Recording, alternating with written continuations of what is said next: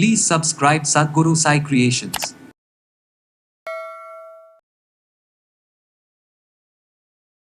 இப்போ பொதுவாக இஞ்சியில் செய்யக்கூடிய சில எளிமையான வீட்டிலே செய்யக்கூடிய மருந்துகள் என்ன அப்படின்னா, இருதயம் தொடர்பான பிரச்சனைகளுக்கோ இல்லை கல்லீரல் பிரச்சனைகளுக்கு நீண்ட நாட்களாக நம்ம உடலில் தேங்கி இருக்கக்கூடிய கழிவுகளை வெளியேற்றவும் பயன்படுது. பிளட் ப்ரெஷர், முக்கியமாக கொலஸ்ட்ரால், ரத்தத்தில் கொலஸ்ட்ரால் அளவு அதிகமாக இருந்தால் அது குறைப்பதற்கும் இந்த இஞ்சி தேனூரலை நம்ம பயன்படுத்திக்கலாம். எளிமையாக நம்ம வீட்டிலேயே செய்யக்கூடிய இஞ்சியை வச்சு செய்யக்கூடிய சில மருந்துகள் என்ன, யாரெல்லாம் இதை சாப்பிடலான்றதை இப்போ பார்க்கலாம்.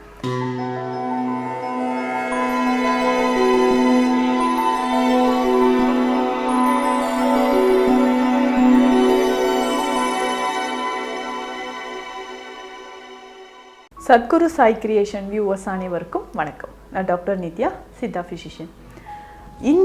இந்த இஞ்சியை பொறுத்த வரைக்கும் தினமும் நம்மளுடைய சமையலறையில் ஒரு முக்கியமான ஒரு மூலிகையாக இருக்குது. நிறைய சமையல் செய்யும்போது இஞ்சியை நம்ம பயன்படுத்திட்டு வரோம். இந்த இஞ்சியை மருந்தாகவும் நம்ம பயன்படுத்தலாம். பேசிக்காக பார்த்தோம்னா இஞ்சியை நம்ம உணவில் சேர்த்துக்கிறது மூலயமாக நிறைய பலன்கள் நமக்கு கிடைக்குது. முக்கியமாக இருதயம் சம்மந்தப்பட்ட பிரச்சனைகள் இருக்கிறவங்க, உடலில் அதிகமாக கொலஸ்ட்ரால் பிரச்சனை இருக்கிறவங்க, ஃபேட்டி லிவர் கண்டிஷன் இருக்குது, இந்த மாதிரி நிறைய ப்ராப்ளத்துக்கு இஞ்சி ஒரு மிக சிறந்த மருந்தாக இருக்குது. இஞ்சியில் இருக்கக்கூடிய ஆல்கலைட்ஸ் இது எல்லாமே பார்த்தோம்னா இப்போ கொலஸ்ட்ராலை நம்ம உடல்லேருந்து அகற்றக்கூடிய ஒரு மிக சிறந்த ஒரு பொருள் அப்படின்னு சொல்லலாம். அப்போது இஞ்சியிலேருந்து செய்யக்கூடிய சுக்கு, இஞ்சியை நல்லா வேக வைத்து உலர்த்தி எடுக்கும்போது நமக்கு சுக்காக கிடைக்குது. சித்த மருத்துவத்தை பொறுத்த வரைக்கும் சுக்கு ஒரு மிக சிறந்த மூலிகைன்னு சொல்லலாம். நிறைய மருந்துகளில் ஒரு பிரதானமான ஒரு மூலிகையாக நமக்கு இந்த சுக்கு சேர்க்கப்படுது. இஞ்சியை யாரெல்லாம் எப்படி பயன்படுத்தலாம், எளிமையாக நம்ம வீட்டிலையே செய்யக்கூடிய இஞ்சியை வச்சு செய்யக்கூடிய சில மருந்துகள் என்ன, யாரெல்லாம் இதை சாப்பிடலான்றதை இப்போ பார்க்கலாம். பொதுவாக பார்த்தோம்னா நம்ம இஞ்சி எதுக்கு சாப்பிட்றோம், நம்ம வயிறு மந்தமாக இருந்தாலும், முக்கியமாக சளி தொந்தரவுகள் இருந்தாலும், கபம் தொடர்பான நோய்கள் இருக்கும்போது நம்ம இஞ்சி எடுத்துக்கிறோம். அஜீரணம் சார்ந்த பிரச்சனைகள் இருக்குது, உடலில் வலி இருக்குது அப்படின்னா நம்ம சுக்கு பயன்படுத்துகிறோம். ஸோ இந்த வகையில் பார்க்கும்போது இஞ்சி நம்மளுடைய டைஜஷன், நல்லா பசி தீயை அதிகரிக்கும். இஞ்சியில் இருக்கக்கூடிய ஆல்கலைட்ஸ் எல்லாமே பார்த்தோன்னா நம்ம உடலில் இருக்கக்கூடிய பசி தீயை தூண்டக்கூடியது. ஸோ கபம் அதிகமாக இருக்கக்கூடிய காலங்களில், அதாவது சளி தொந்தரவு அதிகமாக இருக்கக்கூடிய காலங்களில் நம்ம என்ன பண்ணுறோன்னா இஞ்சியும் சுக்கும் நிறைய மருந்துகளை இல்லை உணவில் சேர்த்தோ நம்ம சாப்பிட்டுட்ருக்கோம். நெஞ்சில் கோழைக்கட்டு இருக்குது அப்படின்னா நைட்டு தூங்கும்போது கொஞ்சம் சுக்கு பொடியை பாலில் கலந்து நம்ம குடிக்கிறது, நம்ம ரெகுலராக நம்ம குடிக்கிறது நம்ம வழக்கத்தில் இருக்குது. அதே மாதிரி நம்ம வயிற்றில் சரியாமல் இருக்குன்னா இஞ்சி குடிக்கலாம். இல்லை அதிகமான கொலஸ்ட்ரால் இருக்குன்னா இஞ்சி சாறு, எலுமிச்சை சாறு எல்லாம் கலந்து குடிக்கிறதும் நம்ம வழக்கத்தில் இருக்குது. இப்போ பொதுவாக இஞ்சியில் செய்யக்கூடிய சில எளிமையான வீட்டிலே செய்யக்கூடிய மருந்துகள் என்ன அப்படின்னா, இஞ்சி தேனூரல் அப்படின்னு நம்ம சொல்கிறோம். இஞ்சி தேனூரல் எப்படி செய்யணும் அப்படின்னா, பொதுவாகவே நிறைய மூலிகைகளில் தேனில் ஊற வைத்து சாப்பிடும்போது அதோட மருத்துவ பலன்கள் பல மடங்கு அதிகரிக்குது. தேனோட மருத்துவ குணம் மிக நிறைய இருக்குது. அதனோட சில மூலிகைகள் சேர்க்கும்போது இன்னும் அதிகமான மருத்துவ பலன்களோடு தான் நமக்கு கிடைக்குது. பொதுவாக தேனூரல் அப்படின்றது சித்த மருத்துவத்தில் நம்ம பயன்படுத்தக்கூடிய மருந்து வகைகளில் ஒன்று. இஞ்சி தேனூரில் இருக்குது. நெல்லிக்காயும் நம்ம தேனில் ஊற வைத்து சாப்பிடுவோம். நன்னாரியை தேனில் போட்டு சாப்பிட்றது, இந்த மாதிரி சில மூலிகைகளை பக்குவப்படுத்தி தேனில் போட்டு நம்ம தேனோடு சேர்த்து அது கற்ப மருந்தாக சாப்பிடும்போது அதிகமான பலன் நமக்கு கிடைக்குது. அதே மாதிரி தான் இஞ்சி தேனூரல். இந்த மருந்தை நம்ம தொடர்ந்து எதற்கெல்லாம் பயன்படுத்தலாம் அப்படின்னா, கல்லீரல் தொடர்பான பிரச்சனை இருக்கிறவங்க, பித்தம் சார்ந்து வரக்கூடிய நோய்கள் இருக்கவங்க. இப்போ பித்தம் தொடர்பான நோய்கள் இருக்குன்னா நமக்கே தெரியும், காலையில் எழுந்திரிச்சோன்னே ஒரு தலையில் ஒரு கிறுகிறுப்பு மயக்கம் வர்ற மாதிரி இருக்கும், கண்ணெல்லாம் இருட்டுற மாதிரியான ஒரு பிரச்சனை இருக்கிறது, கசப்பான வாந்தி உணர்வு ஏற்படுறது, இது எல்லாமே நம்ம உடலில் பித்தம் அதிகரிக்கிறதுனால வரக்கூடியது. அப்போது கல்லீரல் தொடர்பான பித்தம் தொடர்பான நோய்களுக்கு இஞ்சி தேனூரல் சிறந்தது. இதை எப்படி பண்ணலாம்னா, இஞ்சியை நல்லா வாஷ் பண்ணிவிட்டு மேல் தோலை எல்லாமே ரிமூவ் பண்ணிடணும். தோலை ரிமூவ் பண்ணிவிட்டு சின்ன சின்னதாக நம்ம கட் பண்ணி எடுத்துக்கணும். கட் பண்ணி எடுத்ததுக்கப்புறம் சின்ன சின்ன பீசஸாக கட் பண்ணதுக்கப்புறம் இதை ஆவியில் வேக வச்சு எடுக்கணும். ஒரு 2 to 3 நிமிடங்கள் ஆவியில் வெந்தாவே போதும். ஒரு இட்லி பாத்திரத்தில் வச்சு கூட நம்ம வேக வைத்து எடுத்துக்கலாம். அதுக்கப்புறம் இதை என்ன பண்ணுறோன்னா, நல்ல ஒரு பியூராக இருக்கக்கூடிய ஒயிட் காட்டன் கிளாத்தில் இதை நல்லா பரப்பி வெயிலில் நம்ம காய வைக்கணும். ஒரு நாள் காய்ஞ்சாலே போதுமானது.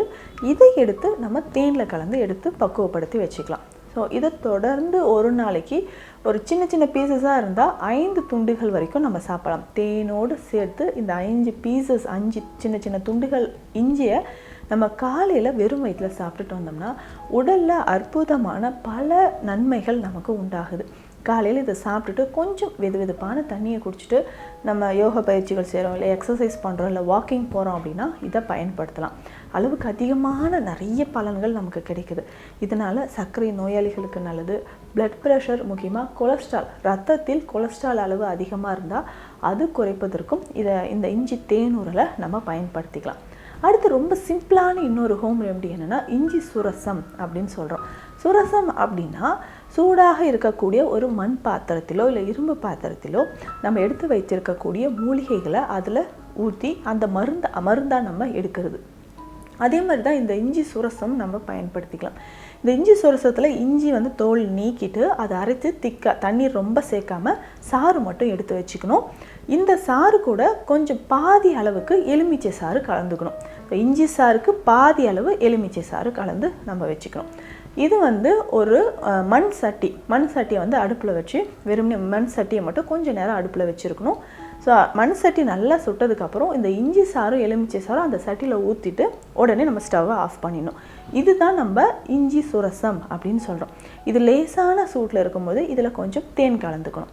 ஸோ இதை பக்குவமாக எடுத்து வச்சுட்டு ஒரு முறை நம்ம செஞ்ச இந்த இஞ்சி சுரசத்தை 3 மணி நேரத்துக்குள்ளே நம்ம சாப்பிட்றலாம். இது எப்படி சாப்பிட்லாம் அப்படின்னா, நெஞ்செரிச்சல் இருக்குது, சரியாமை இருக்குது, வயிறு உப்புசமாக இருக்குது, எது சாப்பிட்டாலும் எனக்கு செரிக்காமலே இருக்குது, இந்த கண்டிஷன் இருக்கிறவங்க இந்த இஞ்சி சுரசத்தை ஒரு 1/2 ஸ்பூன் எடுத்து சாப்பிட்டுட்டு கொஞ்சம் வெதுவெதுப்பான தண்ணீர் குடிக்கலாம். எந்த நேரத்தில் வேணாலும் இதை நம்ம எடுத்துக்கலாம். ஒரு நாளைக்கு 1 to 2 வேளை சாப்பிட்டுட்டு வரலாம். ஆனால் ஸ்டொமக் அல்சர் இருக்குது இல்லையா, ஜிஆர்டி இருக்குது, அதிகமாக புளிச்ச ஏப்பம் இருக்குது அப்படின்றவங்க இதை தவிர்க்கலாம். ஏன்னா இஞ்சி கொஞ்சம் காரத்தன்மை இருக்கிறதுனால நெஞ்செரிச்சல் ஏற்பட வாய்ப்பு இருக்குது. ஆனால் மற்றபடி எல்லாருமே இந்த இஞ்சி சுரசத்தை எடுத்துக்கலாம். குழந்தைகளுக்குமே இது என்ன பண்ணலான்னா, ஒரு 10 to 20 சொட்டு அளவுக்கு வெந்நீரில் கலந்து இந்த இஞ்சி சுரசத்தை கொடுத்தோம் அப்படின்னா வாரத்துக்கு ஒரு 2-3 நாட்கள் கொடுக்கும்பொழுது நல்ல ஜீரண சக்தி வரும். இப்போ குழந்தைகள் வயதிற்கு ஏற்ற ஒரு உயரமோ எடையோ இல்லை, குறைவாக இருக்கும் பட்சத்தில் இதை நம்ம வெந்நீரோடு கலந்து சாப்பிட்டோம்னா அதிகமான பலனை நமக்கு கொடுக்குதுன்னு சொல்லலாம். அடுத்து முக்கியமான சித்த மருந்து வகைகளில் ஒன்று தான் ரசாயனம் அப்படின்னு சொல்கிறோம்.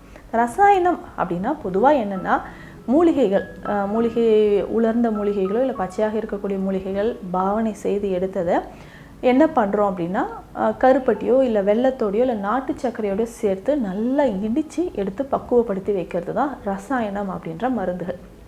இப்போ இஞ்சி ரசாயனம் எப்படி செய்ய போகிறோம் அப்படின்னு பார்த்தோம்னா, சுக்கு பொடியை நம்ம எடுத்துக்கலாம்.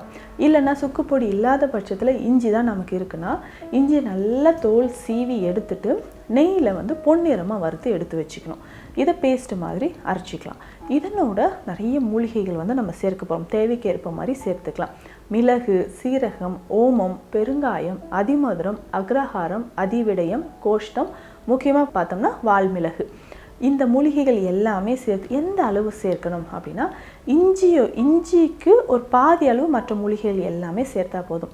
இது எல்லாமே ஒன்றாக நம்ம பவுடர் பண்ணி எடுத்து வச்சுக்கலாம். நல்லா ஃபைன் பவுடரை எடுத்து வச்சுட்டு இது கூட வெல்லம் இல்லைன்னா நாட்டு சர்க்கரை சேர்த்து, கருப்பட்டியாக இருந்தால் இன்னும் சிறப்பு, சேர்த்து நம்ம என்ன பண்ணால் உரலில் இடிக்கணும். ஸோ உரலில் இடிக்கி இதை அப்படியே திரண்டு எல்லா மருந்தும் ஒன்றோடு ஒன்று நல்லா மிக்ஸ் ஆகி உறவாடி ஒரு மருந்து ஃபார்மில் நமக்கு கிடைக்கும். இதுதான் நம்ம ரசாயனம் அப்படின்னு சொல்கிறோம்.